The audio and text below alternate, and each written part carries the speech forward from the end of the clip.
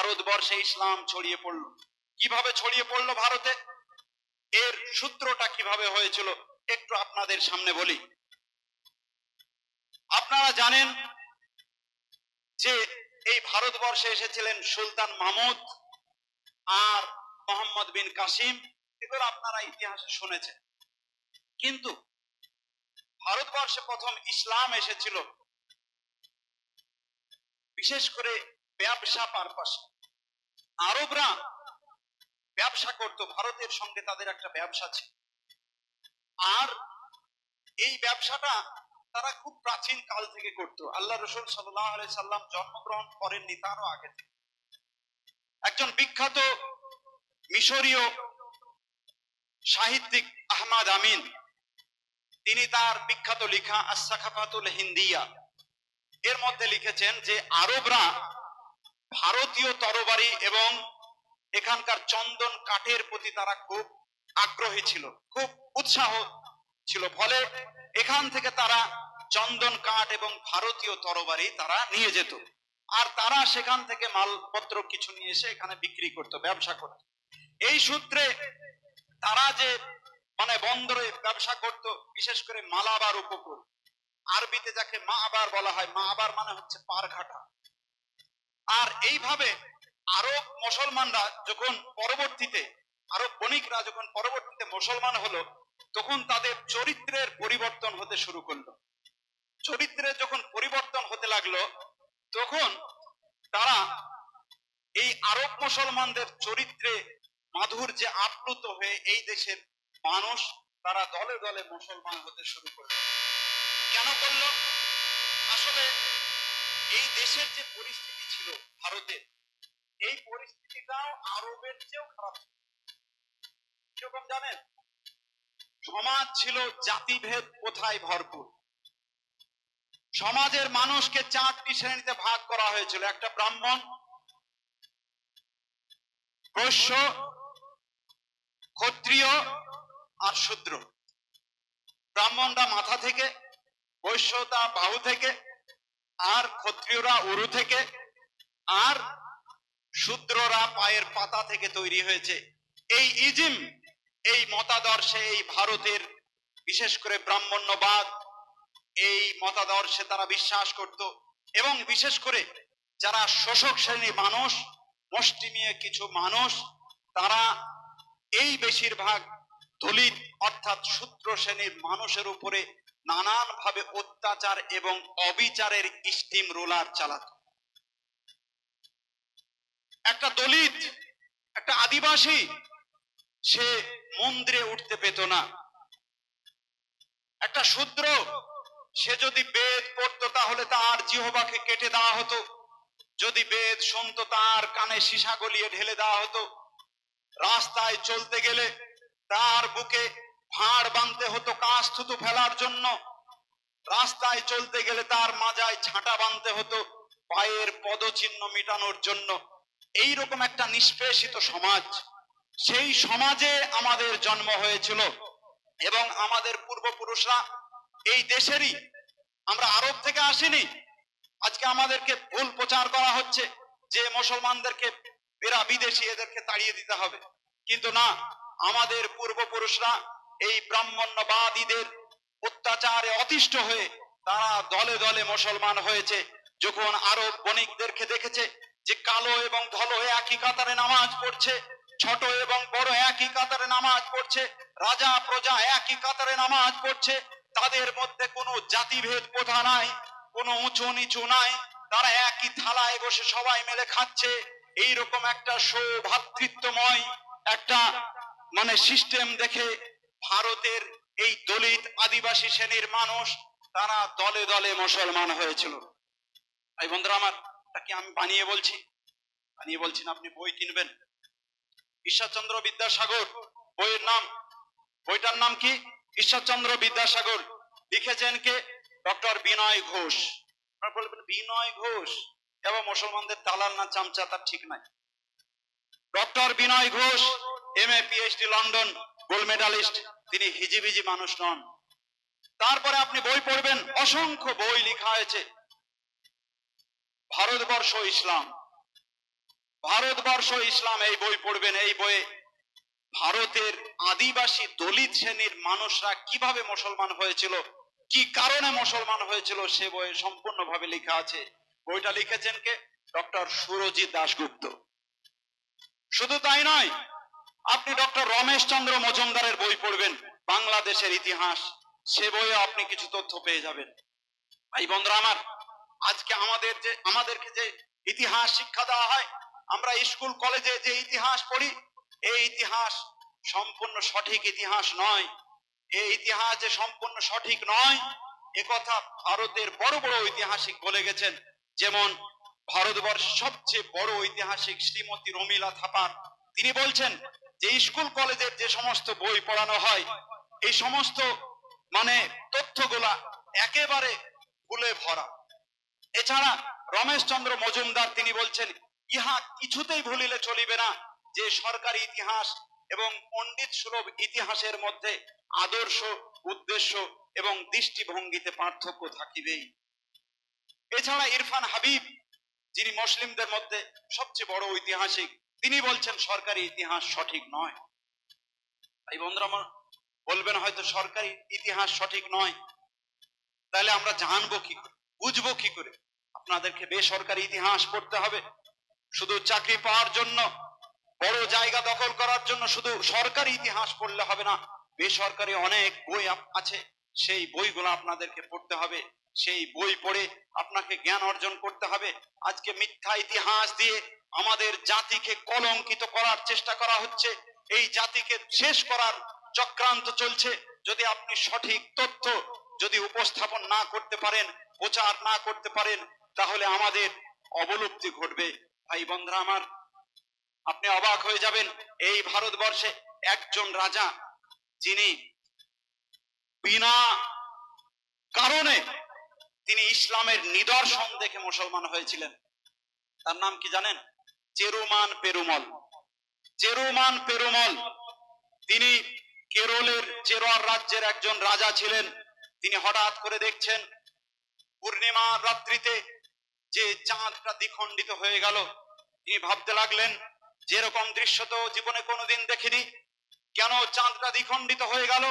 তিনি সভাসদবর্গদেরকে নিয়ে আলোচনা করতে শুরু করলেন, যেরকমটা কেন হলো। তারপরে তিনি জানতে পারলেন আরব বণিকদের কাছ থেকে যে আমাদের প্রফেট নবী মোহাম্মদ সাল্লাল্লাহু আলাইহি সাল্লামের আঙ্গুলের ইশারায় চাঁদটি দ্বিখণ্ডিত হয়েছে। কি ব্যাপার, ঘটনা কি? একদিন আবু জেহেল এসে নবী সাল্লাল্লাহু আলাইহি সাল্লামকে বলল যে, মোহাম্মদ, তোমার নাকি বিশাল পাওয়ার, তুমি যদি এই চাঁদটিকে দ্বিখণ্ডিত করে দিতে পারো, তাহলে আমি এক্ষুনি মুসলমান হয়ে যাব। আল্লাহ রাসূল বললেন, আল্লাহ, আজকে তারা আমাকে এইভাবে বলছে যে চাঁদ যদি দ্বিখণ্ডিত করে দিতে পারি আমি আমার আঙ্গুলের ইশারায়, তাহলে তারা মুসলমান হবে। আল্লাহ, তোমার অসীম ক্ষমতা, তুমি আমার আঙ্গুলের ইশারায় চাঁদটাকে দ্বিখণ্ডিত করে দাও। আল্লাহ রাসূল সাল্লাল্লাহু আলাইহি সাল্লামের এই ফরিয়াদ আল্লাহ শুনলেন এবং আঙ্গুলের ইশারায় চাঁদটা দ্বিখণ্ডিত হলো। সেই সময় আবু জেহেল কি বলেছিল জানেন? আবু জেহেল বলেছিল, মোহাম্মদ, তোমার জাদু আকাশেও চলে, তোমার জাদু আকাশেও চলে। জাদুকর বলে উড়িয়ে দিল। সুদূর ভারত থেকে যখন সেই চেরুমান পেরুমল এই কথা শুনলেন, তখন তার দিলে তড়পানি শুরু হয়ে গেল। তিনি আর স্থির থাকতে পারলেন না। তিনি বললেন, কে সেই মোহাম্মদ, কে সেই লাস্ট প্রফেট সাল্লাল্লাহু আলাইহি সাল্লাম? আমি তার কাছে যেতে চাই, আমি তার কাছে যে ইসলাম ধর্ম গ্রহণ করতে চাই। এই বাদশাকে কি কেউ তরবারি দেখিয়েছিল ভাই? আজকে মিথ্যা কথা বলা হচ্ছে, বলছে মুসলমানরা তরবারি দিয়ে ইসলাম প্রচার করেছে। টাইম পেলে বিস্তারিত আসছে সেদিকে। তো চেরুমান পেরুমল কি কেউ কাউকে তরবারি দেখিয়েছিল ওনাকে? কেউ তরবারি দেখায়নি। তিনি নিজ ইচ্ছায় তিনি মক্কায় গেলেন, মদিনায় গেলেন, আল্লাহ রাসূলের হাতে হাত দিয়ে তিনি ইসলাম ধর্ম গ্রহণ করলেন। বলবেন এইসব গাঁজাখড়ি গল্প কোথায় পেয়েছেন? আপনি বই পড়ে নেন।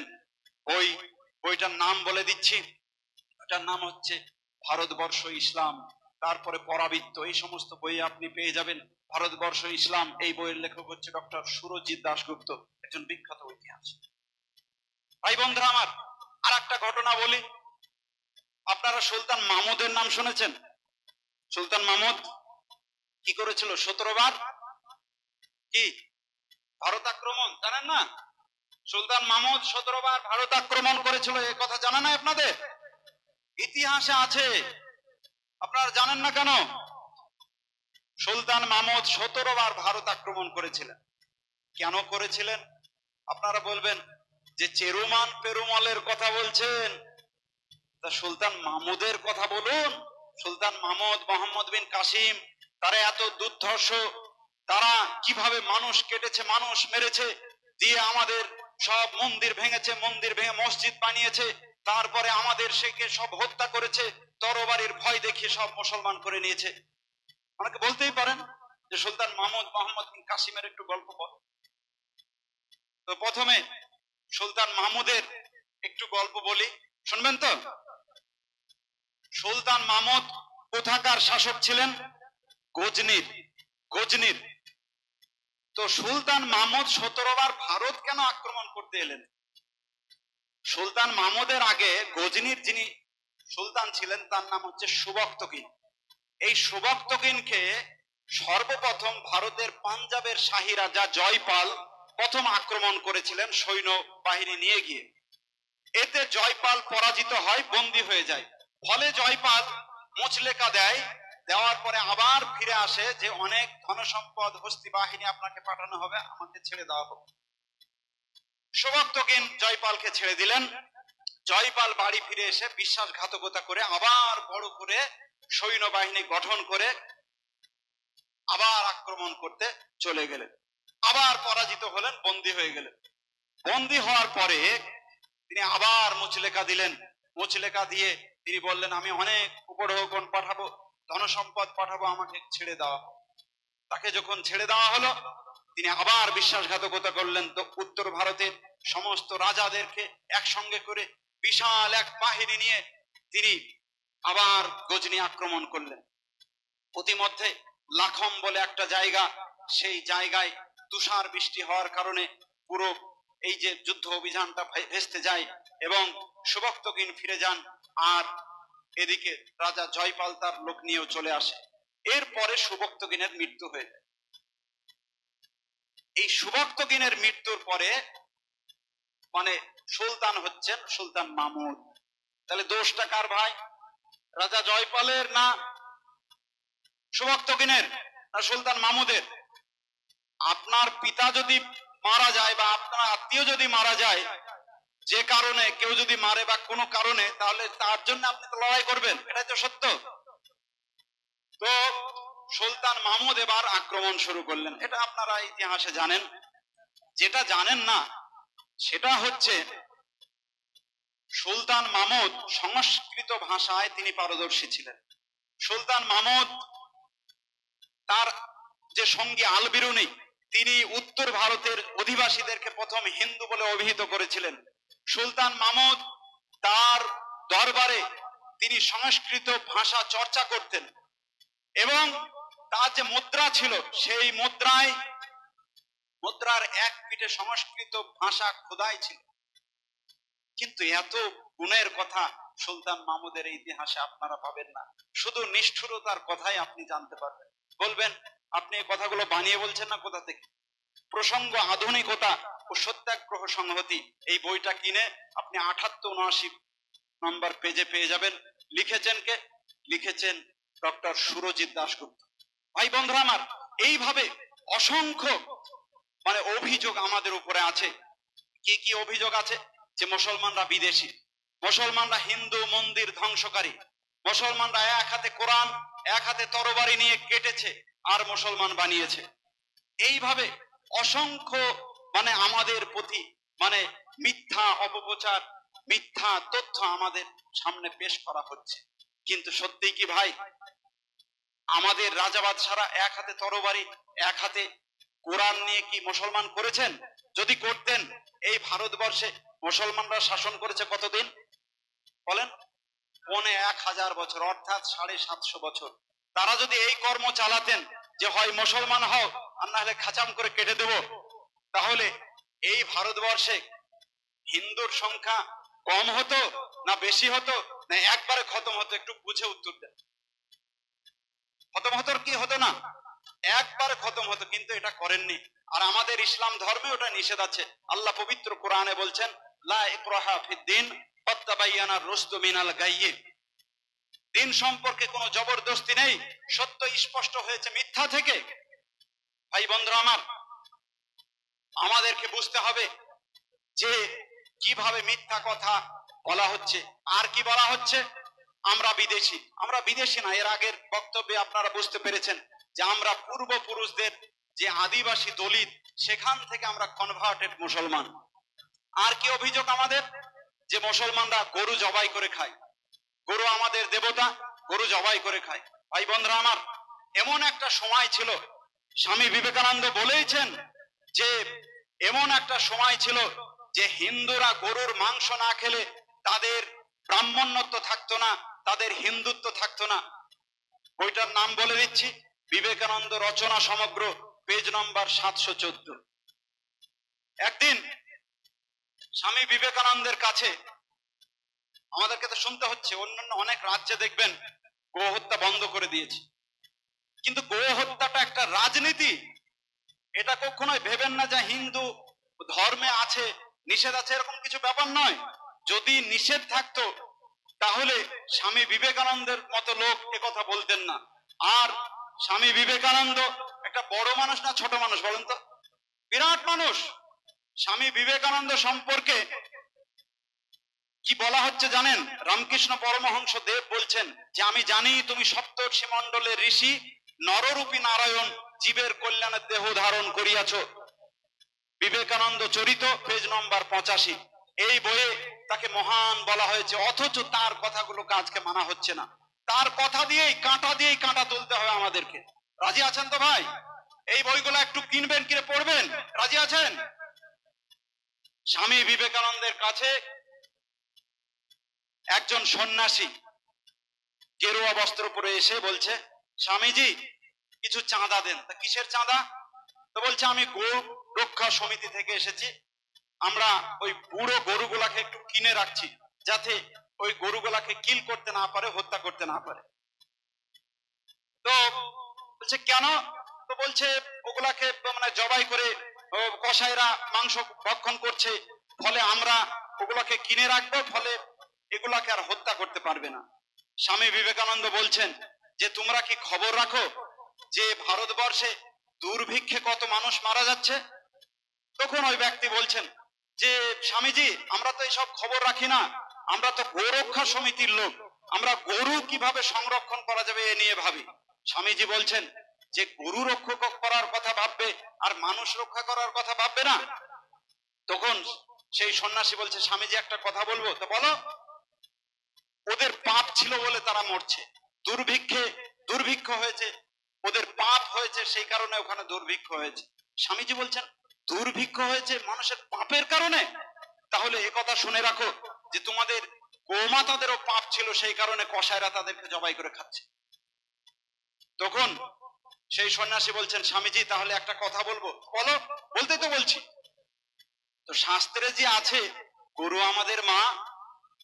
তখন স্বামীজি বলছেন যে গরু যে তোমার মা আর তুমি যে গরু মায়ের উপযুক্ত পুত্র, এতক্ষণে আমি বুঝতে পেরেছি। বলবেন ভাই এটা বানিয়ে বলছেন না এর কোনো তথ্য আছে? আছে, বই কিনে নেন। বিবেকানন্দ স্মৃতি ও মানব প্রেমিক বিবেকানন্দ, লিখেছেন কে? ডক্টর সত্যপ্রসাদ সেনগুপ্ত।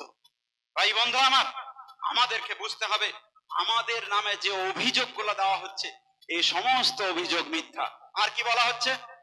যে মুসলমানরা হিন্দু মন্দির ধ্বংস করেছে। আপনি দেখবেন বিভিন্ন নিউজ চ্যানেলে, এই যে 22 তারিখে রাম মন্দির উদ্বোধন হয়েছে, আপনারা দেখেছেন তো? তো সেখানে নিউজ চ্যানেলগুলা কিভাবে মিথ্যা প্রচার করছে আপনি অবাক হয়ে যাবেন। সেখানে বলা হচ্ছে বাবর সারা ভারতবর্ষে আর জায়গা পায়নি, যে রাম মন্দিরটা ভেঙে সেখানে মন্দির বানাতে হলো। এইভাবে মিথ্যা প্রচার, স্কুলে যদি মিথ্যা এভাবে প্রচার, মিডিয়াতে যদি মিথ্যা প্রচার করা হয়, তাহলে এমনিই তো মানুষের মন বিষিয়ে যাবে। হিন্দু যারা সাধারণ মানুষ, ভালো মানুষ, বুদ্ধিমান মানুষ, তাদের মনটা বিষিয়ে উঠবে। কিন্তু ভাই বন্ধুরা আমার, মুসলমানরা এসেছিল, তারা কি কল্যাণ করেছিল আপনি ভাবতে পারবেন না। মন্দির ভাঙা তো দূরের কথা, এই যে আমাদের মসজিদের উন্নতি কল্পে জালসা, নাকি মসজিদের উন্নতি কল্পে, তো এই উন্নতি কল্পে যদি একটা অমুসলিম টাকা দান করে তা আমাদের নেওয়া যাবে না। মাদ্রাসায় নেওয়া যাবে, সমাজ কল্যাণমূলক কাজে নেওয়া যাবে, মেয়ের বিয়েতে নেওয়া যাবে, ডাক্তার দেখানোর কাজে নেওয়া যাবে, কিন্তু মসজিদে নেওয়া যাবে না। তো মন্দির ভেঙে মন্দিরের জায়গায় যদি মসজিদ করা হয় তো সে মসজিদে নামাজ হবে ভাই? আর মেনেই নিলাম যে তাদের যে ক্ষমতা ছিল সেই ক্ষমতার বলে তারা মন্দির ভেঙেছে, তাহলে ভারতবর্ষে একটা মন্দির থাকার কথা ছিল না। কিন্তু প্রাচীন গগনচুম্বী মন্দিরগুলা এখনো সাক্ষ্য দিচ্ছে যে হিন্দু মুসলিম রাজাবাদ ছাড়া তারা অন্যায় ভাবে মন্দির ভাঙেনি। মুসলমানরা এসেছিল, কি কল্যাণ করেছিল তারা জানেন? এই যে সতীদাহ প্রথা, এই সতীদাহ প্রথার প্রথম যিনি গোড়াপত্তন করেছিলেন এটা বন্ধ করার, তিনি হচ্ছেন সম্রাট আকবর। আপনি ইতিহাস খুলে দেখুন। এবং ঐতিহাসিক ইবনে বতুতা এই সতীদাহ প্রথার বিরুদ্ধে মুখ খুলেছিলেন যে স্বামীর চিতায় স্ত্রীকে, জ্যান্ত স্ত্রীকে পুড়িয়ে মারা হতো, এর চেয়ে বর্বর, এর চেয়ে নিকৃষ্ট আর কিছু হতে পারে? তারপরে গঙ্গায় সন্তান বিসর্জন, গঙ্গায় সন্তান বিসর্জন, গঙ্গায় তাজা তাজা ছেলে ফেলে দেওয়া হতো, যার নাম ছিল গঙ্গায় সন্তান বিসর্জন। মুসলমান রাজা বাদশাহ বলেছিলেন যে তুমি তোমার সন্তান হলেও তুমি গঙ্গায় ডুবিয়ে মারতে পারো না, নদীতে ডুবিয়ে মারতে পারো না। আইন তৈরি করে এটা বন্ধ করা হয়েছিল। তারপরে কাপড় পরা, কাপড় পরা মুসলমানরা শিখিয়েছে। দলিত, আদিবাসী, নিচু শ্রেণীর মানুষ তারা ঊর্ধ্ব শরীরে কাপড় পরতে পেত না, তাদেরকে এই ব্রাহ্মণ্যবাদ কাপড় পরতে দিত না। রাস্তা দিয়ে তারা যখন যেত, এই দলিত শ্রেণীর মানুষ তাদের এই সমস্ত ঊর্ধ্ব শরীর দেখে তারা মজা লুটত। ভাই বন্ধুরা আমার, কাপড় পরা শিখিয়েছেন মুসলমানরা যে তুমি আমার রাজত্বে থাকতে গেলে, আমার রাজত্বে আসতে গেলে তোমাকে কাপড় পরতে হবে, কাপড় পরা বাধ্যতামূলক করা হয়েছিল। তারপরে এই যে আমরা যখন হিন্দু ছিলাম তখন আমাদের বোনরা বা আমাদের মেয়েরা পিতার সম্পত্তির কোনো ভাগ পেতেন না। তারপরে তারা মুসলমানদের দেখে, কোরআনের সিস্টেম দেখে তারাও আইন তৈরি করে, আজকে এমএলএ এমপিরা পার্লামেন্টে আইন তৈরি করে তারাও ভাগ পাচ্ছে। তো মুসলমানরা এসে কল্যাণ হয়েছে, অকল্যাণ হয়নি। ভাই বন্ধুরা আমার, এইভাবে অসংখ্য নিদর্শন আমরা যদি দেখি ভারতবর্ষের মাটিতে দেখতে পাবো যে কিভাবে আমাদেরকে অপপ্রচার করে, মিথ্যা কথা বলে আমাদেরকে ভুল রাস্তায় পরিচালিত করার একটা চক্রান্ত হচ্ছে। ভাই বন্ধুরা আমার, একটু ভেবে দেখবেন যে মুসলমানরা এই ভারতে এসেছিল, তারা কি কল্যাণ করেছিল, তারা কি আশীর্বাদ নিয়ে এসেছিল। স্বামী বিবেকানন্দ বলেছেন যে মুসলমানদের ভারত আগমন ছিল নিপীড়িত, বঞ্চিত, অসহায় মানুষের মুক্তির দিশারি হিসাবে। আপনি মুর্তজা সাহেবের বিভিন্ন চোখে স্বামী বিবেকানন্দ আপনি পড়ে দেখুন। স্বামী বিবেকানন্দ তিনি বলে গেছেন যে কথা আজ থেকে 1400 বছর আগে মুহাম্মদ সাল্লাল্লাহু আলাইহি সাল্লাম বলেছেন, সেই কথা স্বামীজি রিপিট করেছেন। নবী সাল্লাল্লাহু আলাইহি সাল্লাম মানুষকে খাটানোর পরে তিনি বলেছেন যে গরিব শ্রমিকের গায়ের ঘাম শুকানোর আগে তার ন্যায্য প্রাপ্যটা দিয়ে দাও। আজ থেকে 1400 বছর আগে গরিবের কথা বলে গেছেন। স্বামীজি একই কথা বলছেন যে ফেলে দে তোর শাস্ত্র ফাস্ত্র গঙ্গা চলে, দেশের লোকগুলোকে আগে অন্ন সংস্থান করবার উপায় শিখিয়ে দে, তারপর ভাগবত পড়ে শোনাস। বিবেকানন্দ স্মৃতি ও মানব প্রেমিক বিবেকানন্দ এই বই আপনি পেয়ে যাবেন। আজকে আমাদের সরকার, আমাদের মোদী সরকার, সে আজকে ধর্ম নিয়ে ব্যস্ত, মন্দির নিয়ে ব্যস্ত। আজকে দেশে খাবার নেই, চাকরি নেই, অর্থ সংকট, জিনিসপত্রের দাম হা হা করে বাড়ছে, পেট্রোল ডিজেলের দাম বাড়ছে। গরিব মানুষের জন্য কোনো প্রযুক্তি তারা, কোনো ভালো পন্থা তারা অবলম্বন করতে পারছে না। ভাই বন্ধুরা আমার, অথচ তাদের ধর্মের যারা মনীষী তারা কত ভালো ভালো কথা বলে গেছেন। আজকে আমাদেরকে সেগুলোকে বিচার করতে হবে। স্বামীজি আরো বলেছেন যে দেখা যাবে ইসলাম যেথায় গিয়েছে সেথায় আদিম নিবাসীদের মুক্তি ঘটেছে, সেসব জাত সেথায় বর্তমান, তাদের ভাষা, তাদের জাতীয়ত্ব আজও বর্তমান। একথা স্বামী বিবেকানন্দ তার প্রাচ্য এবং পাশ্চাত্য বইয়ে বলেছে। আমাদেরকে বুঝতে হবে, আমাদের মিথ্যা কথা যে বলা হচ্ছে যে মুসলমানরা ভারতে আসার পরে তারা মন্দির ভেঙেছে, তারপরে হিন্দুদেরকে জোর করে তারা তরবারি দেখিয়ে মুসলমান করিয়েছে। যদি তাই করানো হতো তাহলে স্বামী বিবেকানন্দ এই কথা বলতেন? একথা বলতেন না। আপনি প্রাচ্য এবং পাশ্চাত্য বইটা খুলে একটু দেখে নেন। স্বামী বিবেকানন্দ আরো অনেক অনেক উক্তি করেছেন। তিনি বলেছেন যে খ্রিস্টানদেরকে সম্বোধন করে যে খ্রিস্টানরা কালো ধলোই ভেদ, আর হিন্দুরা ব্রাহ্মণ সূত্রে, আর ইসলাম তার অনুসারীদেরকে সমান নজরে দেখে। শুধু তাই নয়, তিনি বলেছেন যে তুরস্কের সুলতান যদি আফ্রিকার বাজার থেকে একটা কৃষ্ণ কদাকায় একটা কৃতদাসকে ক্রয় করে, আর সেই কৃতদাসের যদি উপযুক্ত গুণ থাকে, তাহলে সেই কৃতদাস সুলতানের মেয়েকেও বিয়ে করতে পারে। এতে আমাদের শরীয়তে, আমাদের ধর্মে কোনো আপত্তি নাই। আছে ভাই? আছে? আপত্তি আছে? একটা কালো কুৎসিত সে কাবা শরীফের ইমাম হতে পারে, পারে কি পারে না? বেলাল রাদিয়াল্লাহু আনহুর কথা আপনাদেরকে বললাম, তিনি ইসলামের প্রথম মুয়াজ্জিন হয়েছিলেন। কালো ধলোর পরিচয় ইসলামে নেই। ইসলামে ছোট বড়র ভেদ নেই। যে ভেদ তারা তৈরি করেছিল, আজকে আমাদের বুরখা খুলে নেওয়া হচ্ছে, আজকে আমাদের দাড়ি টুপির উপরে আঘাত করা হচ্ছে, তারা আবার সেই বেদিক যুগে তারা আজকে ফিরিয়ে আনতে চাইছে আমাদেরকে, যে একটা টাইমে আবার যে অর্ধনগ্ন হয়ে মানুষ মেয়েরা ঘোরাফেরা করবে, আমরা তাদেরকে ভোগ করব, এই রকম একটা বিষয়ে দিকে আমাদেরকে ঠেলে দিতে চাইছে। তাই বন্ধুরা আমার, একটু ভেবে দেখবেন যে আমাদের কি উচিত, কি করা উচিত ছিল, আর কি আমরা করছি।